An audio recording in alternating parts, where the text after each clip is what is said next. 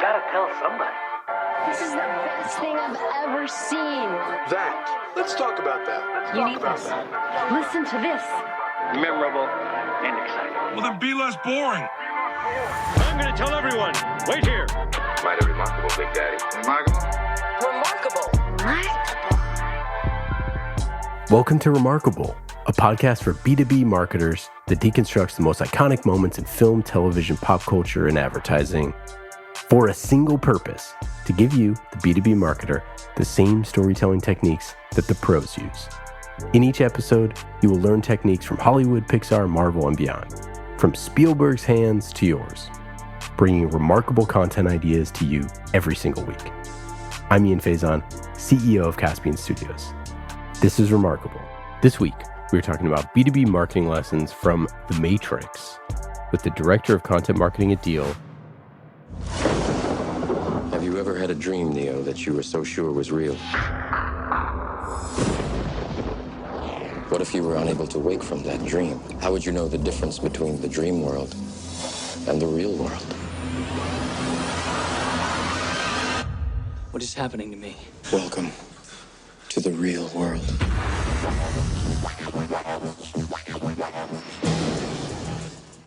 Anja, how are you? I'm good. Very excited for this. Let me tell you why you're here. You're here because you know something. Excited to have you on the show, chatting The Matrix, chatting marketing, content, Deel, and everything in between. So starting off, Anja, why the heck did you pick The Matrix? Well, I actually, ahead of this recording, I saw quite one of the questions that was like, why is The Matrix remarkable? So I actually Googled the definition of remarkable just to make sure I got it right. And it was like worthy of attention. And I'm very nerdy when it comes to movies, especially The Matrix. I've done a paper on it during my university days. So it's pretty much like one of my biggest loves, if I can say, when it comes to movie, at least. And I was just like, okay, it was meant to be. And I was inspired by your previous episodes. And I wanted to bring The Matrix back because although it's been 20 years, right? Since almost, 20 years. It's been forever, right? Since the first part came out. And I still think it's just worthy of attention, worthy of talking about. It should never, I want to bring it back. That's why. I love it. And zooming out here, tell us about your role at Deel. So I started years ago, four and a half, almost 5 years ago. I was the first marketing hire. At the time, we were a super tiny team. We're just coming off of Y Combinator. And I joined a team of 4 other people. So I joined as like the 5th person and the first one to do marketing.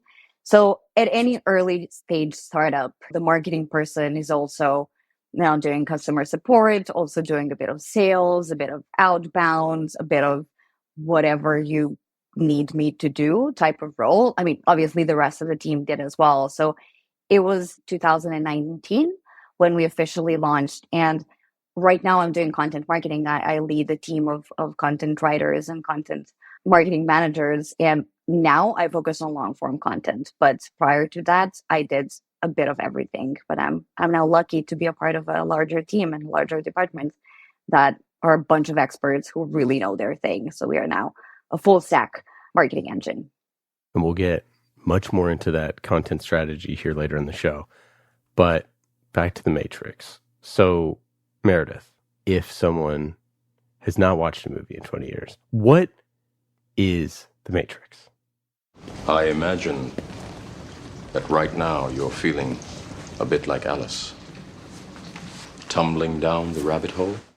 So The Matrix is a sci-fi action movie, and it's about a computer programmer who discovers that the world as we know it is a simulation, which feels very poignant today with AI and everything, especially being used in marketing. AI. I mean artificial intelligence. So in this awakening, he finds out that machines have created the simulation to distract humans and are basically like sucking his body, using his body as an energy source in the meantime to do that. So he has this awakening and he bands together with these other rebels or people who have been freed from the Matrix, and they are rebelling against the machines. So the machines are the bad guys. It's a 1999 movie, and it stars Keanu Reeves as Neo, Carrie-Anne Moss as Trinity, Lawrence Fishburne as Morpheus, and Hugo Weaving as Agent Smith. So The Matrix was created by sisters Lana and Lily Wachowski. They're known professionally as the Wachowskis, and I didn't know this. They're trans women. They were previously known as Larry and Andy Wachowski, and they had only written and directed one movie before, which was a neo-noir crime thriller called Bound in 1996. But now they're known for V for Vendetta, Cloud Atlas. I hadn't realized they had done those movies as well. So the whole idea behind The Matrix, one, the Wachowskis, they were kind of asked to make this comic book concept by a friend. And so they started like mulling over what that could be. And they're inspired by this French postmodern philosopher, Jean Baudrillard. And his theory was that he kind of had this idea that everything in our world is a simulation in a digital universe. And that's kind of like what inspired The Matrix. But Jean Baudrillard believed that we had all lost the ability to make sense of the distinction between nature and artifice. Right now, we're inside a computer program. And so humans have kind of built up this false reality, and we're losing that ability to tell what's real, what's not real. So we're kind of like floating along, just like happy in our made up reality. So in the movie, the Wachowskis actually nod to Baudrillard when Neo hides his sort of contraband software in this hollowed out copy of the book Simulacra and Simulation, which was Baudrillard's book. But all that said, like this idea that our reality is a simulation, it really allowed the Wachowskis to really experiment and explore special effects and camera tricks that had never been used before. And they made these really like iconic and memorable scenes, like the bending spoon scene where There is no spoon. And the slow-mo bullet dodging scene where Neo's like bending backwards. But the whole style of the movie is influenced by cyberpunk, anime, and martial arts. The Wachowskis said that it basically included every idea we've ever had in our lives. So it was this real like combination of all of these ideas that they just had kind of fallen in love with and were fascinated by. And that's to me like one of the biggest things in looking back at the story and reading the history a little bit more. That was one of the biggest things that stood out to me, was just like how many ideas and genres are in this. You have to see it for yourself. And like, obviously you have like probably one of the most famous scenes in the movie where they're in the simulator and he's learning all these different styles of fighting. I know Kung Fu.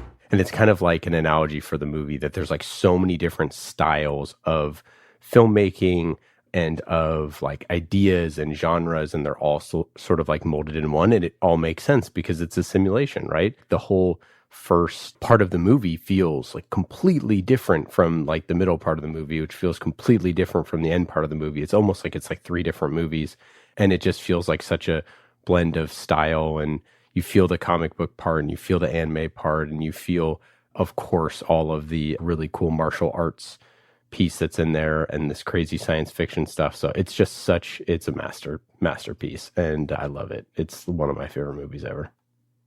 I cannot agree more. It's really like what really strikes me. So Ian, you and I agreed, and we kind of confessed that we watched a movie a lot of times, 20, 30 Oh yeah, I mean, times. I've seen this movie 100 times. Yeah, sure. okay. It's fair to say we have seen it 100 times. And every time I watch it, I realize something new, right? Because when you watch it for the first time, you're just amazed by the main plot, right? It's like, okay, so it's very, dark. It's very anti a lot of things, like anti-Western culture, 9-to-5 cubicle lifestyle. There is a hero and there is somewhat of a typical hero's journey, but there are bad guys, there are fight scenes. But the more you watch it, the more you start to notice the details, right? Show me. So Meredith, you mentioned the book. Like that's a very subtle nod to something that really inspires the movie that just can be missed, right? And for the most part, it doesn't matter. So it's really like, if you go to a museum, you can stare at a good painting for hours, right? Trying to get all the details to understand why the artist picked that color, that shape, that landscape. But for me, the Matrix is the same. Like, all the like film noir references, the darkness of it, the philosophical meta references, also the cyberpunk culture, the techno culture. Like there is, in the beginning, when Trinity picks up Neo, they're going to a club, and there is this scene where they go to a club, and there is, techno music there. How do you know their name? I know a lot about you. That was the thing in late 90s, right? So it's a very subtle reference to the now, the present, but it's also drawing inspiration from something that's like decades old, right? So it really fascinates me. Like I cannot stop. This episode might go on for hours. I apologize in advance. You take the blue pill, the story ends. You wake up in your bed and believe whatever you want to believe. You take the red pill, you stay in Wonderland, and I show you how deep the rabbit hole goes. Well, so let's get into what are some of the marketing lessons that we take away from The Matrix. What do you think, jumps out at you first as a big marketing takeaway, something that we could put into our own marketing? I would say the idea of decomplexing a complex concept. That's a lot of C's. Sorry. It's, when you're talking about a product, whatever the product is, and let's dive into marketing a little bit. You're trying to explain it in a way that's relatable to your potential buyer, to your prospect. So you're trying to find the words, use the visuals, use the brand, everything in your power to respond to a need, right? But The Matrix, on the other hand, is doing the same, right? So it's based on, say, philosophy. It's based on something very complex. Like postmodernism is very complex in its core, in its theory. But the movie presented it in a way that's very light, that is relatable, that I believe is timeless, because you can watch it now and still feel drawn to it, right? It's evergreen. The main idea doesn't really age. So that is the first thing that comes to mind. It's just how easy and seamless it's trying to present something, which I think is key to content marketing. Yeah, I totally agree. I think that the way that they do exposition in this show is really well done and really cool. Morpheus giving all of that exposition when they're in the simulator and able to show the world. The Matrix is a computer-generated dream world, built to keep us under control in order to change a human being into this. Essentially, they're watching this all happen in the series, but we're also watching it along with Neo, right? Where we get to see what is happening, what happened to the world and these things. And when you get that little subtle Morpheus line where he says, like, I've seen the growing fields, and you're like, this isn't fake, right? Like, this is the real part of the world, and like, I've seen it, I've been there. This isn't a lie. That part always jumped out at me is like, oh damn, like Morpheus has been places that like no one has been in the sort of the simulation. So they have this like beautiful way that they tell that story, which I think is really incredibly cool. It's fast cuts, it's, that sort of thing. But then it's also the simplicity of decision making, of like the red pill versus the blue pill is so obvious. And it 20 years later, you could just say to someone like, do you want the red pill or do you want the blue pill? And they know exactly what you're talking about. They know the implication of one is putting your head in the sand and ignoring what's going on, and the other one is embracing reality. All I'm offering is the truth, nothing more. As a marketer, it's like that's what you're trying to do, right? Most of the time when you're marketing something, you're the thing that the choices that they have is to do nothing and live life in the status quo, or to change, to make some type of investment into bettering themselves or bettering their future or their company. So you have this sort of moment where it's like, do you want to keep doing things how they've been going, or do you want to do something that is a little bit harder, but this is sort of the right thing to do? And I love that. And I love that simplicity. And like, that is something as a marketer you need to put into every sort of a thing, that say like, hey, yeah, there is probably a choice that might be a little harder. You might have to get up and do a few things. You might have to go convince the rest of your company that this is a good idea, but it's worth it because that's the path to, freedom or just, a slightly better technological experience. Yeah, exactly. And in the beginning of the movie, when Morpheus reaches out to Neo. It's the scene in Neo's or Thomas Anderson's bedroom, and there is a computer screen, and we see that Morpheus is trying to reach to him. He's saying like, hey Neo, I know you haven't been sleeping. I know you're looking for answers.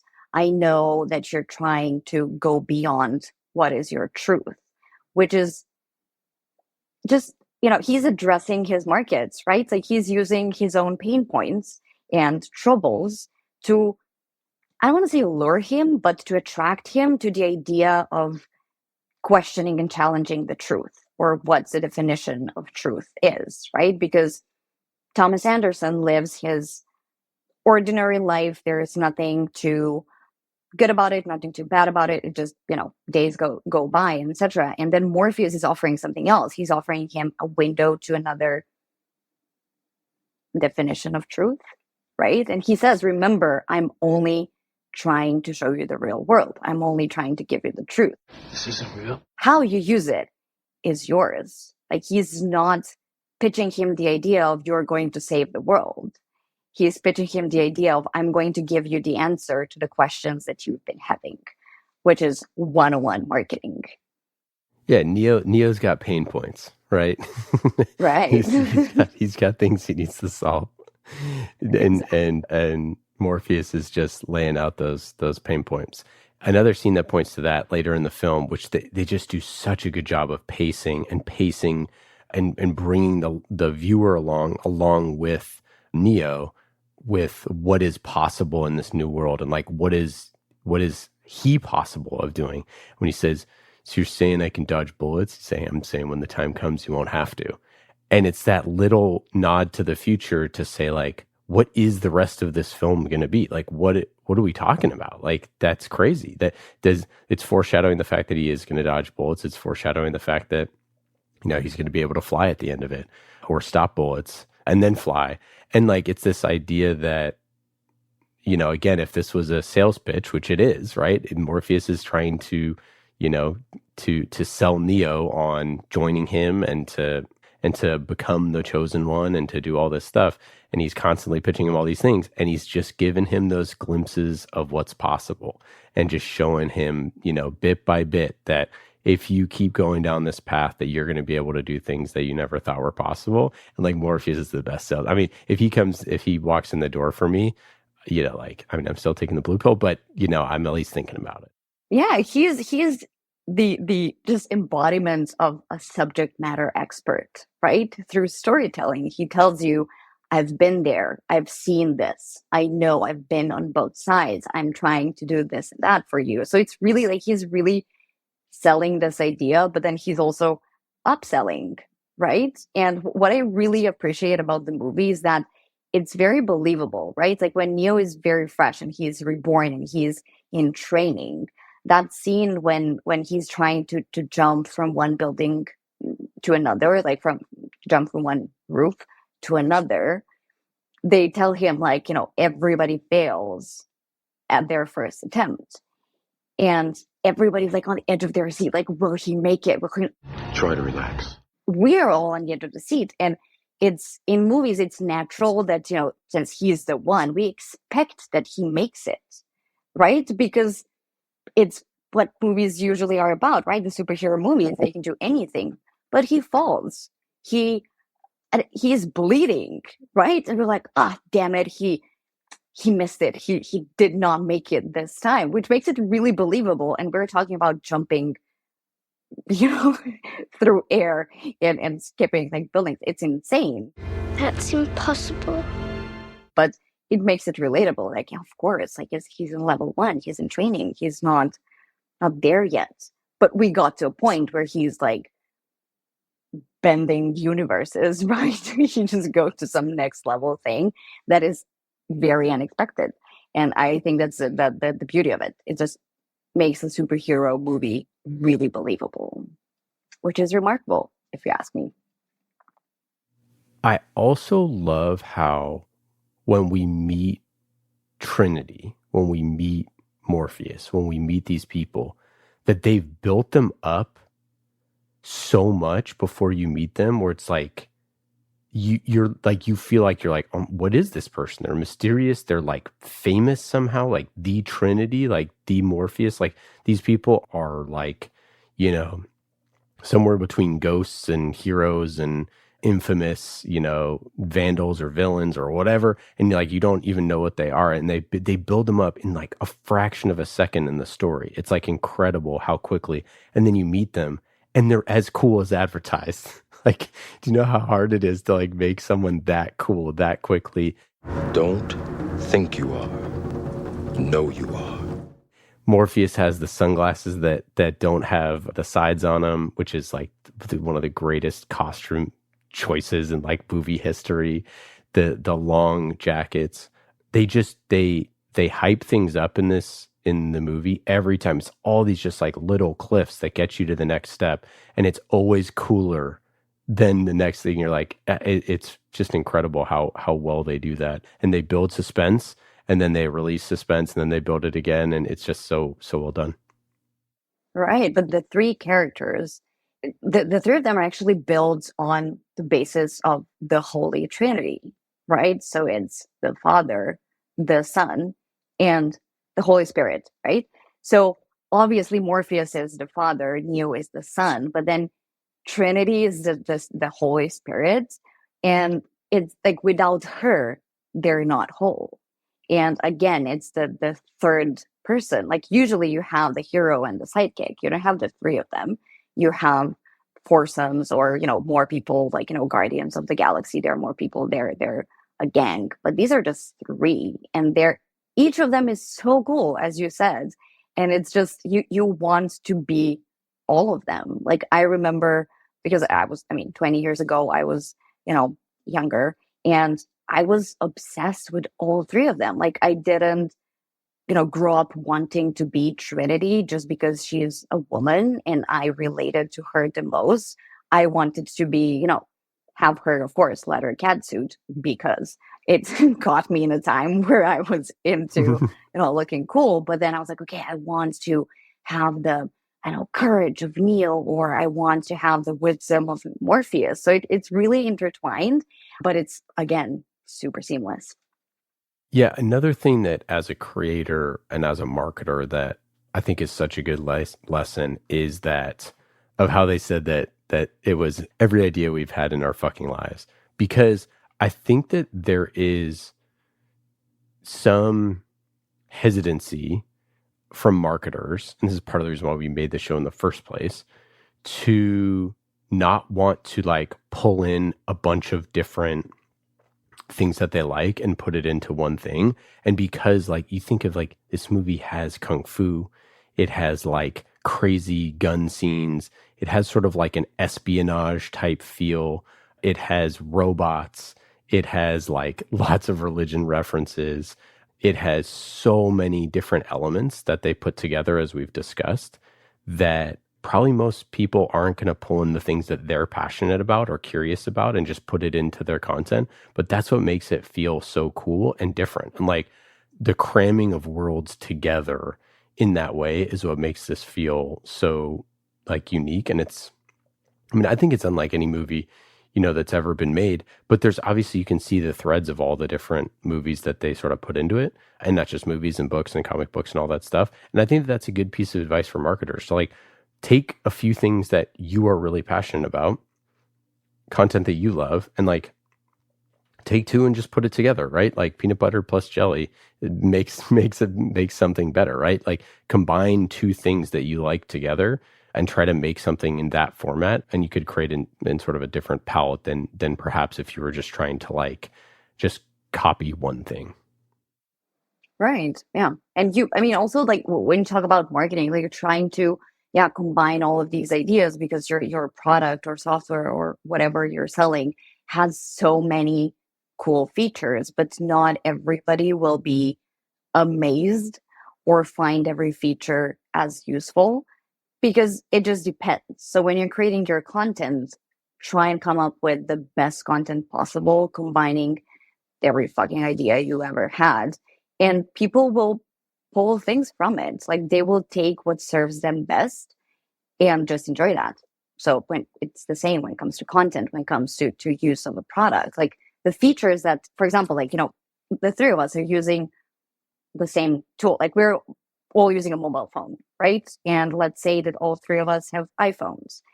I really, really enjoy the camera features. Meredith really enjoys the widgets and how she can customize the screen. And Ian, you enjoy, I don't know, the seamlessness between your Mac and your iPhone.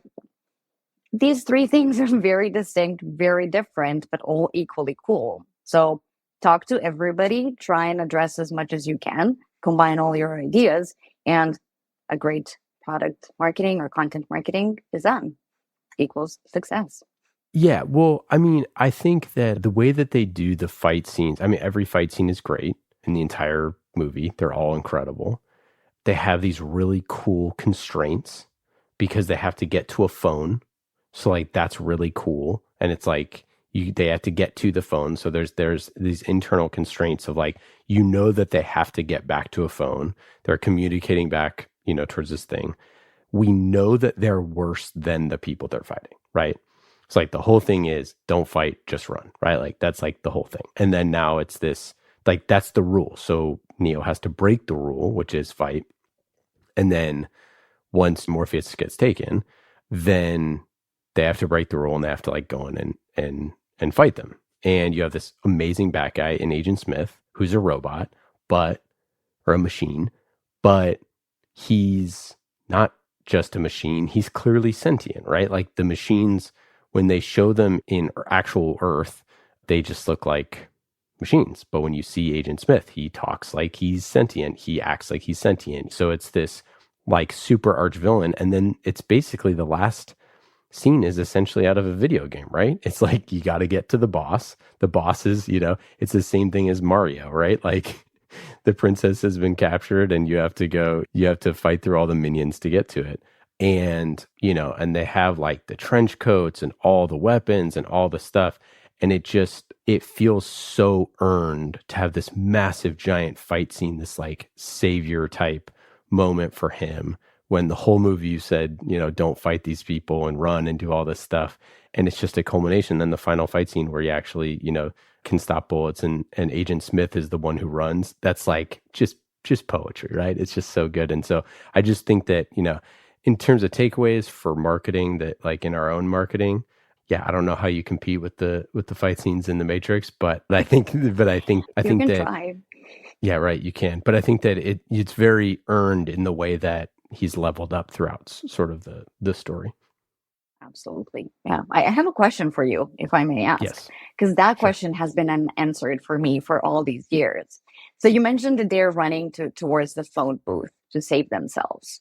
But there are a few scenes. So every time there is like a close up and they place their palm on the actual booth last second before they are saved or they're like unplugged. Mm-hmm. Why? That's a great question. I don't know. I need to Google that again. But I tried really to find meaning. Like, are they stopping time? They're not. Is it a safety precaution in case the glass breaks? I don't know. I have so many questions that are still unanswered. Well, so my only take on this would be sort of like you see later on in the story, Neo is able to stop, bullets and control the thing. So it's like maybe there's some sort of thing in the back of their mind and their human consciousness that like this is a computer program and that like they could have exert enough sort of force and power that in which, maybe they could stop it. I don't know. That's a great question. That's just, I don't know. It's off the top of my head.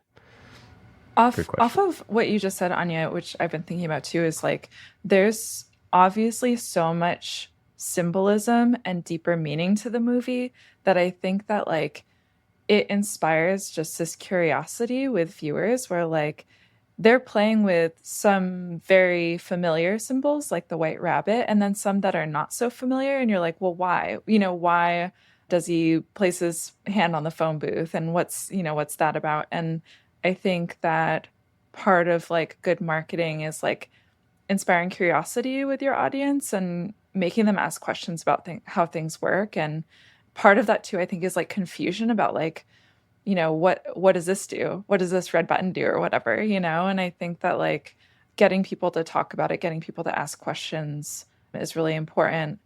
The Matrix does have the one thing of like, they're asking the big question of like, what is life? And is there more to life? Ignorance is bliss. Which I think is like the hook. But I think aside from that, just like getting people curious and making them wait for the answer and trusting the intelligence of their audience too, that they're going to pick up on things as they go, making them wait for the answers a little bit, I think is really something the Matrix does well. Yeah, and it asks you the question of is the Matrix real? Like, are we living in a simulation? Like, that is part of this, is like, this could be real. You can't rule it out. You think that's air you're breathing now? It's similar to the way that the end of Men in Black, how they zoom out of the world, and it turns out like our world is just a marble that some alien is playing with, like way, whatever. It's like, well, you can't prove that that's not true, right? Because it's this whole secretive sort of thing. So I think that there's that part where the viewers are suspending belief, obviously, but there is this sort of other piece, which is like, well, do we live in a simulation? And that's what they're sort of posing that question, which is super interesting. Oh, we should also say too, another thing that it has is an epic betrayal, right? So there's a mole inside that is giving people up, and that famous scene when the gal looks and she shakes her head and she says, "Not like this," and then he pulls the plug on her, is just, oh my gosh. And Dozer dies, and then his brother shoots. It's just like, it's so good. It's so layered, so much. Yeah, just so it's really also that scene at the restaurant when he talks to the agent, and he is like, oh, I know that this chicken that I'm eating right now is a program. It's not chicken. The flavor, the taste is not real. Like, okay, damn, if every single flavor in the world I ever tasted isn't real, I'm in trouble. To me as a foodie, that was like, oh no. Like, if there is no taste, what is this? What is life? Isn't that when he says ignorance is bliss? Yeah. Ignorance is bliss. That, I think about that all the time. It's wild.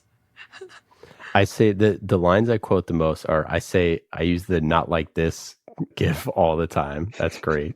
We should just go through some of the iconic gifs from this movie. So you have the Morpheus hand wave of like the come at me, bro. The sort of hand wave, which is all time. You have the red pill, blue pill, which is great. Is there one where Neo catches the helicopter? That should be a gift. That should be the best gift, because it's just so unreal, but so good. Is this what Tasty Wheat tasted like? Like, I don't know. It's a really well written too. And it's funny, like they use just enough like very common tropes like the White Rabbit and Alice in Wonderland and some of that sort of stuff, which we actually use some of the same stuff in our show, The Hacker Chronicles, our podcast that we did. That's why they chose Alice and some of those things. And like, you want to signpost the listener or the viewer to things that they are familiar with, to like anchor them in stories, anchor them in reality in those things. I think they do a wonderful job of that. And Neo's a hacker on the side, but he also has a regular job. It feels dark, but it feels like a dark version of the world that, we are living in. All right, let's get to your content strategy. How do you think about content at Deel? Right. So we think a lot about content strategy at Deel. So obviously, since I was the first person to join the team, content has been one of the biggest pillars of Deel's marketing strategy as a whole.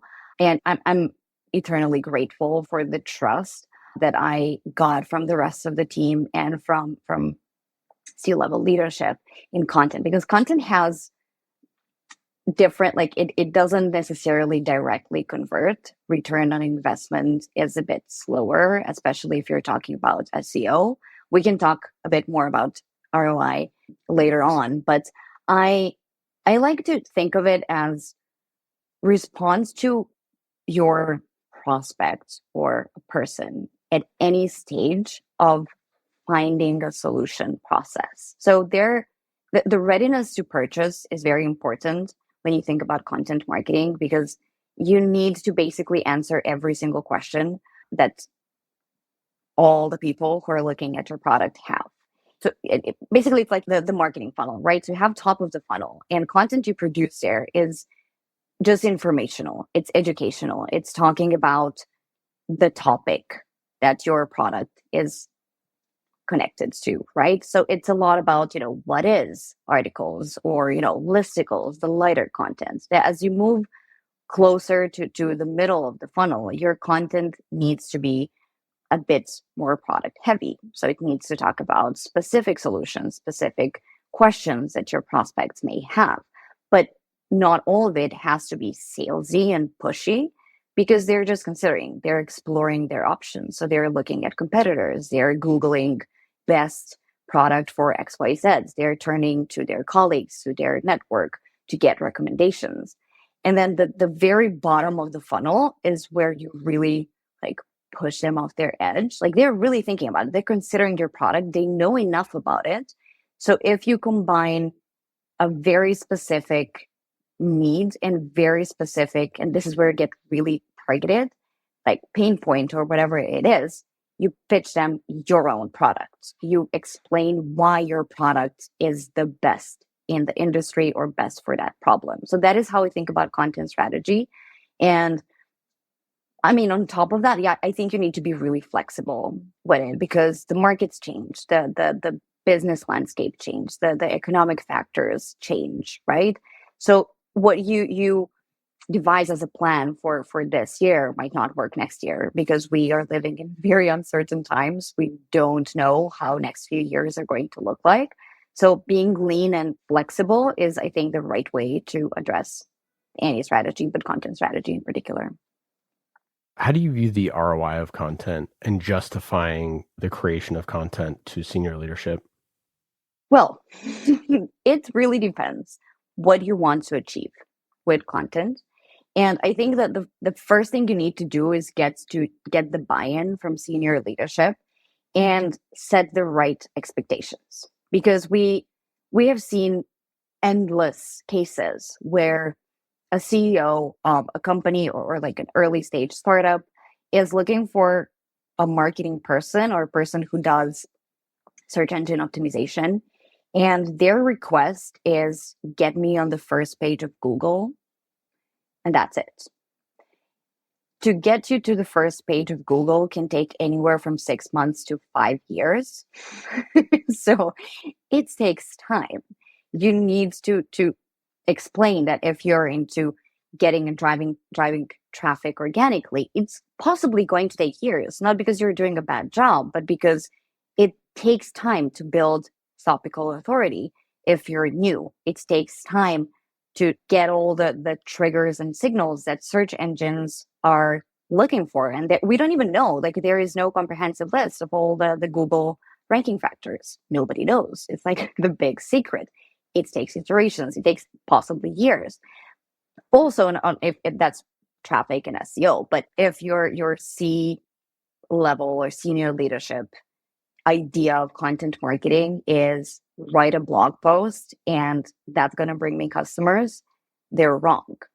Blog in isolation is not going to bring customers. It just won't. It can help greatly, contribute to the ultimate goal, but a blog post that is very top of the funnel, say like, what is a local bank account, for example, which is one of the blog posts we have on Deel's website, that's not going to close a mid-market size company.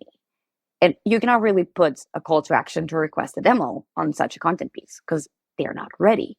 However, you can have the call to action to learn more about XYZ, to explore other resources, related resources, and that's how you push them down. So return on investment, if we're talking about purely financial standpoint and maybe like HR, like human resources that are involved, is difficult to calculate. However, if you build the attribution model that takes into account multi-channel or touch points across the whole funnel or across the whole marketing activities that you have, it's very easy to define that contribution. But it's not a very simple equation.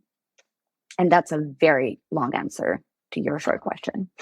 Oh, it's a great answer. Do you have a couple of your favorite content, either pieces of content or campaigns or anything like that? I do. Well, I have to start with Deel's out of home campaign, the latest one we've done. The campaign slogan is Bring the World to Work, which I'm biased. I'm very biased here, but I think it was really fun to collaborate on this. It was really fun to see the billboards pop up across the world at the same time or relatively same time. I have to be honest here. I'm not a huge believer in out of home. I think there are other initiatives that have greater impact on marketing. But the amount of conversations I've had with people who are not working at Deel, who have seen the ads, the billboard, is just massive. They were like a partner or someone from my LinkedIn network. They would send me a message to be like, hey, I was just riding the subway and I saw Deel's ad. It's so cool. I'm so pumped for this meeting. It really made my day to hear that every single time. That I really think it's one of the coolest things that we did. The second one that I always enjoy is Spotify's annual Wrapped campaign. I recently read about it and how they came up with it. And it initially started as a US thing, so just only thing. But obviously it spread globally as Spotify grew its audience. And I don't know if you get excited about Wrapped like at the end of it. I get so connected to it. And I love how they make it easy to share.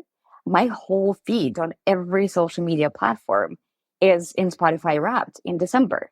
And we're commenting on it. And I think it was last year when they first introduced these personas. They actually have like characters, like you are, I don't know, adventurer because you listened to, I don't know, 100 different new genres, or you are old school because you listen to, I don't know, 80s pop. And I absolutely love it. It's so simple and it's not that hard to engineer, right? They do have all the data. So everything you need to do is just make that data into a cool visual and watch it explode. Because every single person, every single Spotify user is your channel. It just does the work on its own. So that's a really cool one. I'm looking forward to the next one to see how my Spotify life and persona has developed in the last year. And then thirdly, a different format. It's actually a YouTube channel. It's called Hot Ones. Sean Evans is the host. I absolutely love the guy. I think his team, like, I don't know if he does his own research or if he has a team. I believe maybe he works with a team. They pull out such great references. He asks unexpected questions, and I truly believe that his interviews are far better than many of the talk shows we have now, the popular talk shows, because it's not about, oh, you released a movie or you released an album. Let's talk about that, because obviously somebody paid for you to come to the show, or we want to have more viewership. This is just a regular guy talking to someone else, and they're eating hot wings. The idea of it is so simple. It, stems from this communal element of, sharing a meal together. So ideally they break the boundary of an interviewer and interviewee. But the questions he asks are really, really good. So I enjoy every single episode. I truly do. It's so good. And it's just like pipe and drape in the background, just like black curtains, and like it's the most simplistic setup. Yeah, it's a really good, very well researched. It's one of the most popular when we're making a podcast for someone or a video series, it's one of the most popular comps that we get of like something that feels kind of like Hot Ones. And it's like, yeah, it's tough to do that. Nice. But it's cool. Anja, it's been absolutely awesome chatting with you. I could chat the Matrix all day. We barely scratched the surface, but I think we got some pretty good marketing insights in there. For listeners, you can go check out Deel, especially if you're hiring overseas. It's an absolute no-brainer. All-in-one HR solution. Go check out Deel.com. Anja, any other final thoughts? Anything to plug? I would just say stay tuned. We're a growing company. We're just over 2,000 people, but it still feels startup-y, which I think is one of the unique things about Deel. Also, we are shipping a lot of things all the time. So if we don't have a product or a feature for you, you can always check out the blog and stay connected through the content that we have. Meredith, Ian, it's been an absolute pleasure. I truly hope that one day you'll create a podcast for the Matrix only. If you're looking forward to, if you're looking for a partner or a co-founder, you have my contact details. I love it. Awesome. Anja, thanks again. We really appreciate it. And we'll talk soon. Sure. Talk soon. Thank you. Well, that's it for today. I hope you got some good ideas for your B2B content. Thank you for listening to Remarkable. I'm Ian Faison, CEO of Caspian Studios. Remarkable is created by the team at Caspian Studios, B2B podcast as a service. Caspian also creates fiction series for B2B companies, so if you want a business thriller, you can learn more at caspianstudios.com. Hollywood-style storytelling for B2B. And in today's episode, you heard from myself, Ian Faison, and Meredith O'Neill, senior producer here at Caspian Studios. Remarkable was produced this week by Meredith O'Neill, mixed by Scott Goodrich, and our theme song is Solomon by Falak. Be remarkable and rise above the noise.